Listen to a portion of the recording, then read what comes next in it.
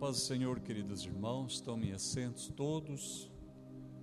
Aleluia, glória a Deus. Que bom que você escolheu estar aqui nesta noite. Quero dizer que você é aguardado neste lugar, você é esperado neste lugar. E nós temos orado pela tua vida. Queria que você tivesse isso no teu coração, que quando você chega aqui e eu vejo você, eu me alegro, fico feliz de saber que você está bem, que você está firme na fé. Alguém pode pensar assim: se o pastor soubesse como eu estou mal na fé. Bom, se você veio aqui, é porque é uma lâmpada dentro de você que não se apagou.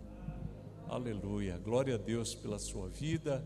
Sinta-se acolhido, abraçado. Nós cremos que Deus quer nos abençoar mais uma vez. Abra sua Bíblia, se você a trouxe, em João, no capítulo 11, e nós queremos ler alguns versículos a partir do verso 39. João, capítulo 11, o versículo 39. Depois você pode fechar, porque a gente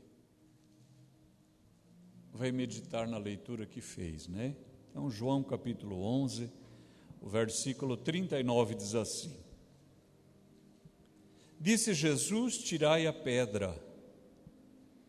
Marta, irmã do defunto, disse-lhe: Senhor, já cheira mal, porque já é de 4 dias. Disse-lhe Jesus: não te hei dito que, se creres, verás a glória de Deus?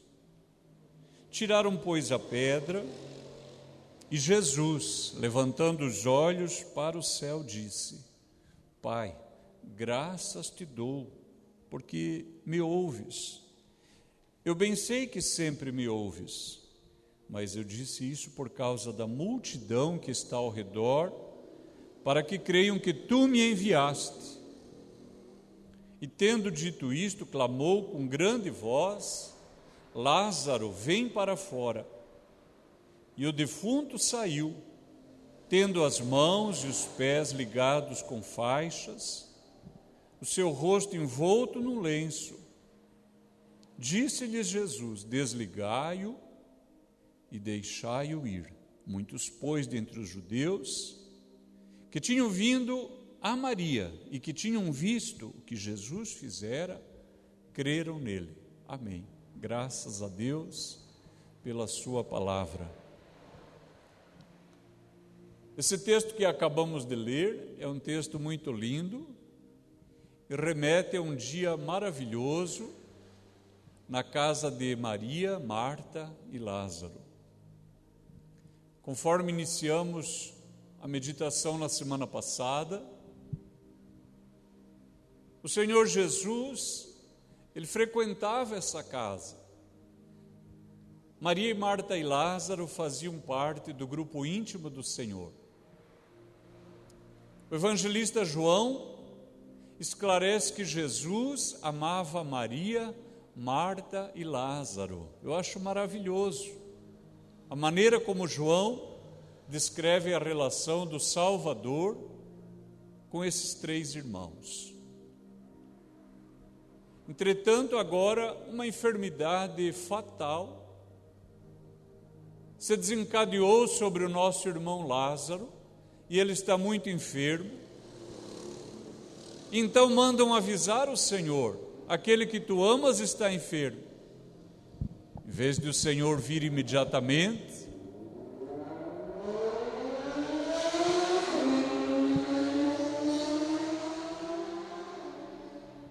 o Senhor Jesus ainda demorou 2 dias para chegar à casa de Maria e de Marta. Esses pontos a gente já viu, mas eu só queria relembrar aos irmãos que o modo como Deus vê as coisas é diferente do modo como nós vemos. Também eu quero relembrar a mente dos irmãos que Marta tinha uma razão teológica, uma maneira teológica de conceituar e pensar as coisas. Maria não. Maria era uma mulher simples, mas ela era de uma fé inabalável. E ela cria que Jesus podia devolver a vida para o seu irmão. Marta disse: se o Senhor estivesse aqui, meu irmão não teria morrido. E Jesus disse: que bom que eu não estava aí. Depois, na sequência, quando o Senhor Jesus se encontra com Maria, ela repete a mesma fala. Observe, igreja linda de Jesus, que a maneira como a teologia mais apurada vê as coisas é diferente do modo comum do crente ver. Maria não pretendia compreender muitas coisas, ela queria somente que Jesus operasse o milagre. E quando ela vê o Senhor Jesus se aproximando, ela corre na sua direção, se ajoelha aos seus pés, começa a chorar. E ela diz a mesma coisa que Marta: se o Senhor estivesse aqui, o meu irmão não teria morrido. A diferença é que Marta disse isso no campo da razão, e Maria disse as mesmas palavras com o coração e com fé. Enquanto Marta disse as mesmas palavras, o Senhor respondeu: eu sou a ressurreição e a vida. Mas quando Maria diz essas palavras agora em oração e chorando, Jesus perguntou: aonde vocês puseram ele? Para uma mesma fala, Jesus teve uma reação diferente. O Senhor, ele diz no livro do profeta Isaías, você não precisa abrir, só ouça com atenção, no versículo 15. Porque assim diz o alto e o sublime, que habita na eternidade, cujo nome é santo. Em um alto e santo lugar habito. Aleluia! E também com o contrito e abatido de espírito, para vivificar o espírito dos abatidos e para vivificar o coração dos contritos. Você pode aplaudir ao Senhor por esta palavra maravilhosa? Aleluia! Glória a Deus! É como se nessa palavra o Senhor estivesse dizendo: eu habito num alto e santo lugar. Claro que Ele está falando da sua glória, mas olhando a igreja em dois grupos, poderíamos ver, por um lado, o teólogo habita num alto e sublime lugar, é a pessoa da razão, ele quer compreender, ele quer ter uma maneira clara de falar as coisas. Mas nós temos também o contrito, o abatido de espírito. Queridos irmãos, a revelação que nós temos das Escrituras é que Deus, Ele se compadece com o nosso choro. E por isso o profeta Joel, ele diz no seu livro: chorem os sacerdotes, ministros do Senhor, entre o alpendre e o altar, e digam: poupa o teu povo, ó Senhor. Irmãos, os pastores, presbíteros, a liderança da igreja precisa aprender a chorar, a derramar lágrima aos pés de Jesus, precisa se quebrantar aos pés do Senhor. Eu quero te dizer, querida irmã, irmão, moço, moça, se você chora quando ora, não fique constrangido, não fique envergonhado. Quem sabe a moça, a irmã, veio toda bonita para a igreja, toda maquiada, e passou rímel, e passou mais não sei o quê. Chore, irmã, nem que borra tudo, depois, quando terminar, você vai lá no banheiro, arruma, retoca. Por quê? Porque é nesse ambiente de contrição, de abatimento, de lágrima, aos pés de Jesus que os milagres acontecem. Às vezes o crente ele fica endurecendo o coração. Eu lembro de uma pessoa da igreja que um dia disse: esse pastor é duro, se a gente se descuidar a gente chora. Como se fosse coisa interessante não chorar. É um equívoco. Interessante é chorar. O próprio Deus diz: eu habito com um abatido, com contrito de espírito. O profeta Joel disse: chorem os ministros do Senhor entre o alpendre e o altar, e digo: ó Senhor, poupa o teu povo. Como que o líder da igreja, como que o pastor, a pessoa que canta, que toca, que prega, que dirige, como não vai se compadecer quando chega uma ovelha de Jesus, quebrada, ferida, em pecado, doente, falida, desempregada, divorciada, triste? Como não vai chorar? Como não vai se compadecer? E é nesse ambiente de lançar-se aos pés de Jesus que o milagre caminhará a favor da sua vida e Jesus ouvirá a sua oração. Aplauda ao Senhor, aleluia, glorifique o nome de Jesus, aleluia. Não fique inerte no seu lugar, essa é uma noite de milagre, não fique parado, reaja, porque Jesus está aqui, aleluia, e o Senhor outra vez operará milagres. E olhem, queridos irmãos, a Aninha preparou para nós aqui um sepulcro. Quando estivemos em Jerusalém, tivemos o privilégio de entrar no sepulcro onde acredita-se que o Senhor foi sepultado. Não é este, mas a ideia é a mesma. Eu preferi este porque ele traduz melhor a ideia da palavra, de rolar a pedra. Os irmãos observem que nós temos uma pedra, ela é maior do que a parte de cá. Porque se nós prestar atenção, nós vamos ver que ela é cavada por dentro. E a hora que essa pedra girar para cá, ela não cai mais para cá, porque ela fica amparada na própria coxia que foi cavado, e essa pedra vai ficar calçada e vai lacrar o sepulcro. Eu frequentemente comento que a morte é uma coisa que me desagrada muito, especialmente a morte estúpida, a morte criminosa, a morte bruta, porque a morte ela carrega, além de todo o seu aspecto da despedida da família, da perda de um ente querido, ela também carrega um símbolo de sepultamento de projetos, de sonhos, de aspirações.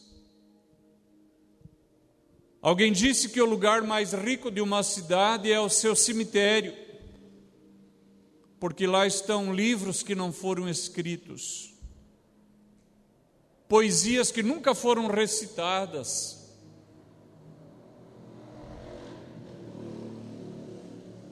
canções que ninguém cantou, músicas que ninguém tocou, abraços que não foram dados, beijos que não foram estralados no rosto ou na boca de alguém, eu te amo que não foram ditos, porque o ser humano, ainda que cercado pela tangência da morte, pela realidade da morte, e tendo visto a morte acontecendo em animais, em plantas, em flores e em pessoas dos seus relacionamentos, de algum modo parece que o ser humano imagina que vai viver para sempre, especialmente os adolescentes.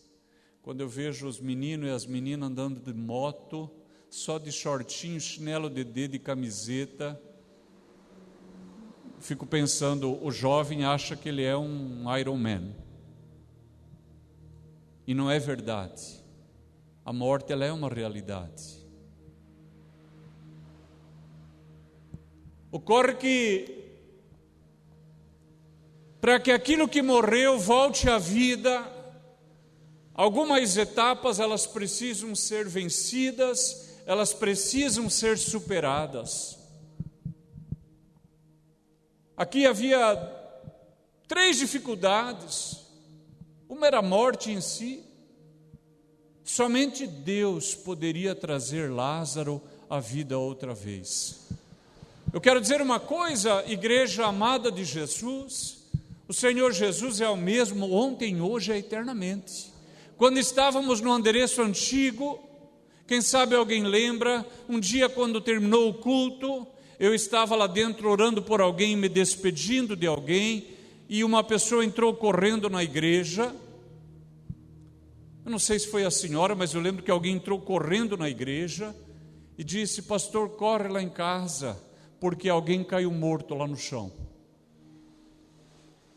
E eu estava dentro do ambiente do culto, e eu corri, e quando eu estava ainda na calçada, o Espírito Santo falou muito claro à minha mente, e o Senhor disse: não dá tempo de você chegar lá, repreende o espírito de morte daqui. E eu retive aquela mulher e disse: senhora, o Espírito Santo disse que é para reter o espírito de morte daqui. Levantei as mãos e disse: no nome de Jesus, espírito de morte, sai e volte a vida para esta alma moribunda. Os meses passaram. Uma manhã eu estava orando na igreja sozinho e alguém bateu, eu fui atender. Entrou uma mulher chorando e ela disse: pastor, eu sou a vizinha aqui da frente da igreja, eu que morri. E ela chorava convulsivamente, e ela disse: eu vim agradecer porque Jesus devolveu a vida para mim. Você pode aplaudir, aleluia, aleluia. Jesus tem o poder de fazer isso.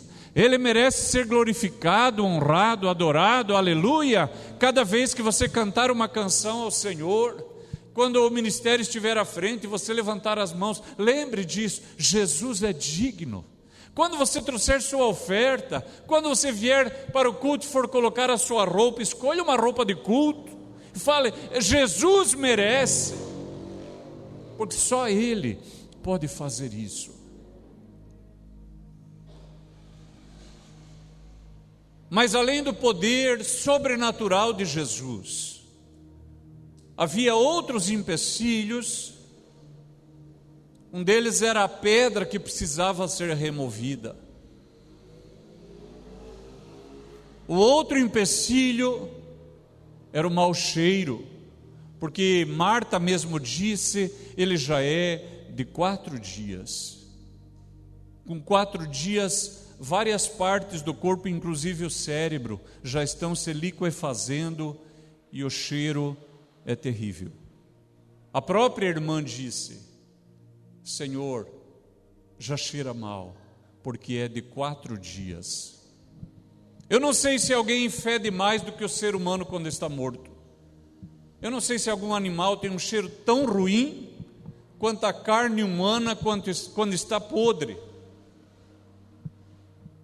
Na primeira igreja que eu servi, um irmão veio de uma cidadezinha a quase 40 quilômetros e disse: meu pai está no hospital, eu quero que o senhor vá orar, porque uma aranha picou a panturrilha, e lá no interior, no posto de saúde, não deram atenção para aquela picada, enfaixaram a perna dele com algum medicamento e disseram: volte em 1 semana. E aquele homem disse, 1 semana depois, quando eles voltaram, que tiraram aquilo, caiu a panturrilha, estava podre. E agora dizem que vão amputar a perna do meu pai. Era um homem adulto, e ele chorava, igual Maria. Aleluia! Alegre o seu coração, porque chorando ao pé de Jesus, a certeza de milagre, aleluia. Aquele homem chorava, ele dizia: eu não quero que ampute a perna de meu pai, ainda que já um ancião. Ele falou: eu creio que Jesus pode dar saúde à perna do meu pai, eu quero que o senhor vá lá no hospital. E eu fui com ele. Irmãos, quando entrei lá, o fedor de carne humana podre é uma coisa terrível. Aquilo entra no nariz, parece que não sai mais. 2, 3 dias depois eu ainda senti aquilo. Mas apesar do mau cheiro, apesar da minha repugnância, Jesus viu a lágrima daquele filho e curou a perna do seu pai. Aleluia, aleluia, aleluia. Glórias ao nome do Senhor. Quantas coisas estão sepultadas. Essa semana uma esposa da igreja disse: irmão, eu estou muito feliz, meu marido voltou a estudar. Quem sabe olhando para mim aqui, alguém que não terminou o 2º grau, não terminou nem o ensino fundamental, gostaria de estar numa faculdade, gostaria de fazer um curso técnico. Quem sabe você está com 30 anos, 40 anos, em 3, 4 anos você resolve o ensino fundamental, o ensino médio. Quem sabe passa no Enem, ainda ganha uma bolsa de estudo, conquista a sua faculdade, e daqui 6, 7 anos você já pode concorrer ao serviço público municipal, estadual, federal, e a sua vida toda dá uma guinada, mas você está igual Marta. Você fala: eu não quero mexer porque já seja um assunto sepultado, já cheira mal. Como se não bastasse, eu ainda preciso arrastar a pedra. Olha que interessante, o Senhor que ressuscitou Lázaro, essa era a parte mais difícil. A mais fácil era arrastar a pedra, era fazer a pedra correr. Ainda que o cheiro de carne humana podre é terrível, somente essas 2 etapas não trariam Lázaro à vida. A parte mais difícil o Senhor fez, mas o restante eles tiveram que fazer. Eu quero dizer, querida igreja, você, meu irmão, minha irmã, que tem um sonho para realizar, você tem que arrastar a pedra, não vai ter jeito, isso o Senhor não fará, você vai ter que arrastar a pedra. Quem sabe você gostaria de ser um músico excelente? Muito bem, você vai ter que estudar então. Se você não pegar o instrumento na sua casa e não ficar lá horas e horas e horas, você nunca vai ser um músico excelente. Um dia nós fomos cantar numa igreja, e quando fomos cantar a primeira canção, na Assembleia de Deus de Blumenau, e o primeiro hino que cantaríamos era Tomando desta fonte. E aquele hino começa com um acorde no contrabaixo que é assim, tum, tum, tum. Quando fez tum, tum, tum, Jesus batizou uma moça na frente com o Espírito Santo.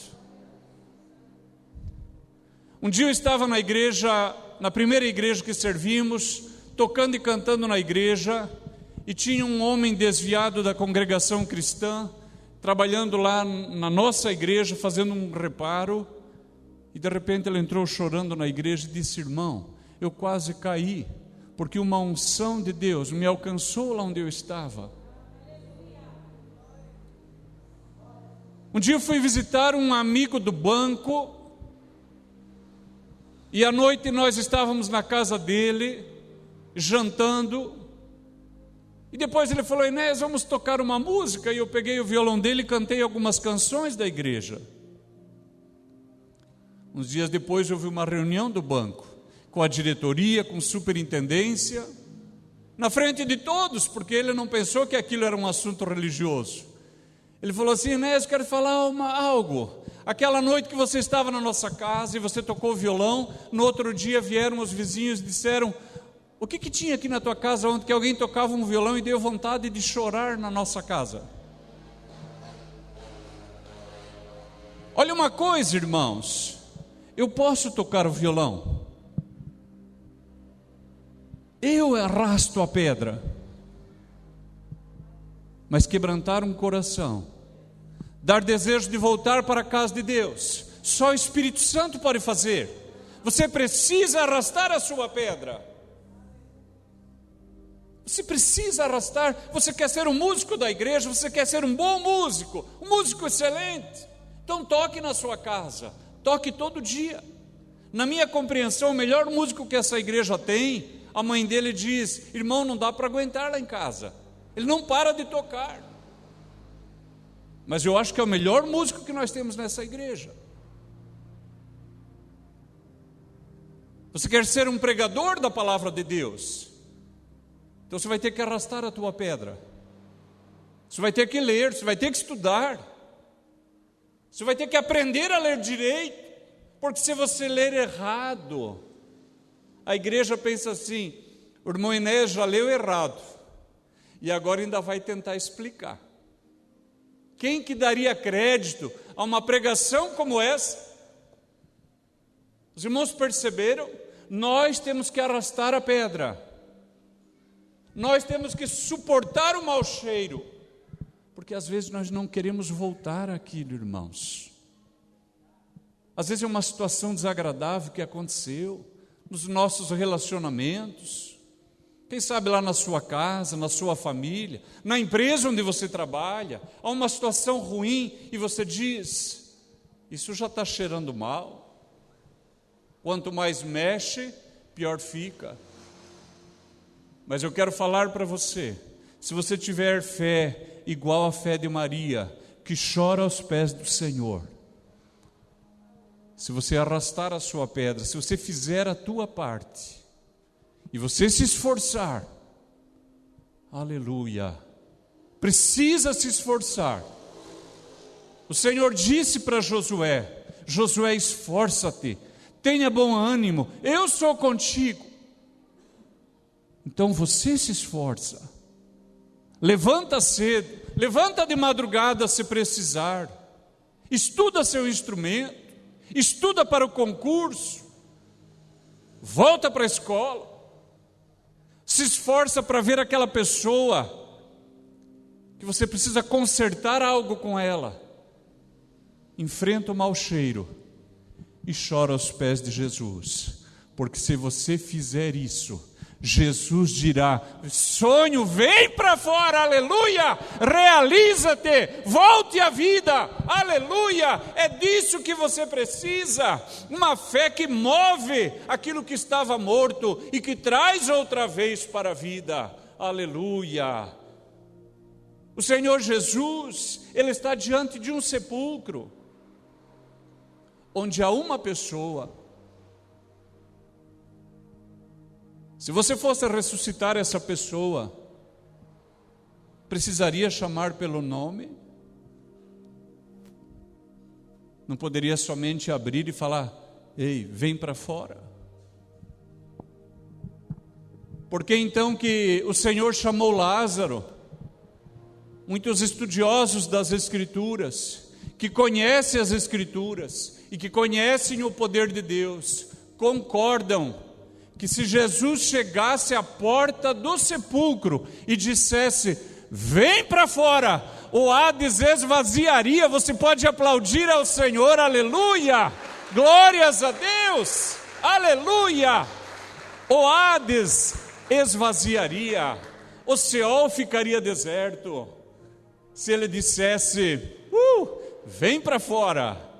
Mas o Senhor precisou limitar, porque haverá um dia em que os mortos ouvirão a sua voz. Todos então ouvirão a sua voz. Mas neste momento, o Senhor Jesus queria ressuscitar uma pessoa.